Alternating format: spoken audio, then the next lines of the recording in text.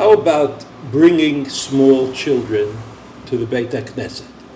Everybody understands there's a problem, especially Shabbos in the morning. Your husband goes to shul, or the husband goes to shul. He'd like to help out his wife, and he brings toddlers along with him. There are a variety of reasons that he might be doing that. But what is the attitude of the Shulchan Aruch to bringing small children to shul?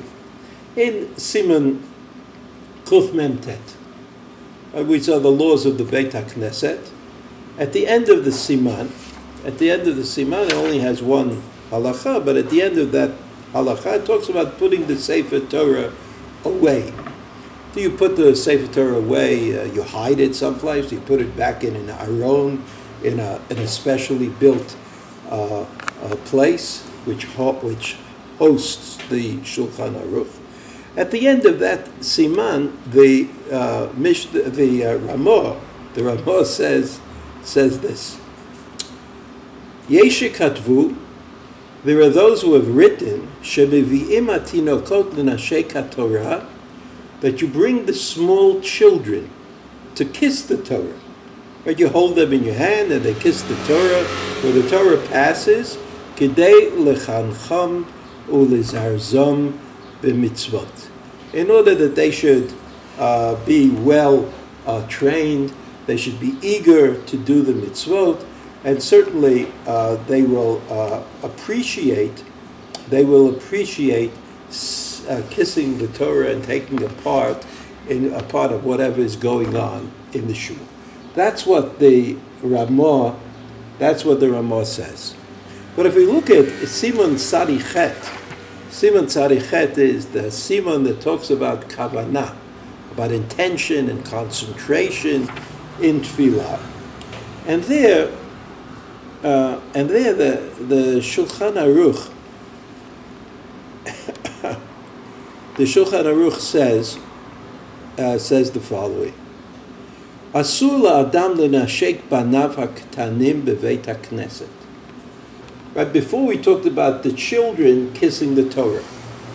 Now the Ramah says it's prohibited for a man to kiss his children, small children, in the Beit HaKnesset, in order to establish for them that there is no love that compares to the love of HaKadosh Baruch Hu. That's what the Ramah says in Sadi Chet Aleph. So, in the first halacha that we learned, Kuf Mem Tet, there was a positive aspect that the Ramah recorded to bringing children to shul. They get to kiss the Sefer Torah, they get to feel good about what's going on, etc.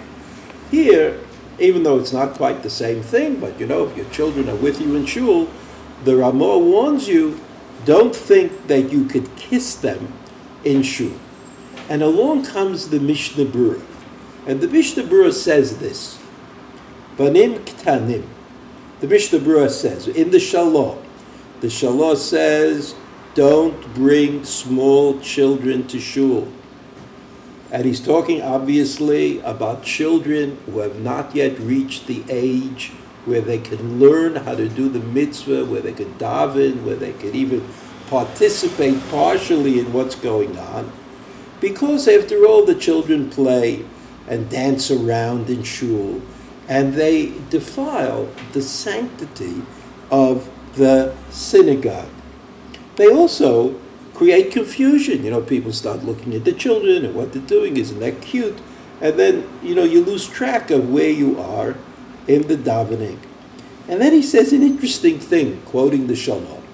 When these children get old or grow up, they'll continue to act in the same way, the way they were taught as children. Lishtageya, to go crazy and to defile the sanctity of the synagogue, just like they did when they were children. However, when they reach the age of education, the opposite is true. Bring them to shul. Teach them how you daven, and to sit in fear of what is going on. And they will not learn bad habits in that situation. And then the father will be able to encourage his children to answer Amen at the proper time and to say Yehei Shmei Rabbah as he should, etc. So the Shalom, quoted by the Mishnah Berurah. And I imagine that the Mishnah Berurah quoted the Shalom because he felt that the attitude of the Shalom was correct. And that it's important to make going to shul a positive experience for children. And a positive experience, according to the Shalom, means davening. A little bit of davening, but davening. Learning how to do it. A little bit, but learning how to do it. But if a child becomes an exhibitionist in shul, does things that you certainly would not want him to do in adulthood, that kind of relationship with shul, davening, father, child, that is not profitable, positive, or acceptable.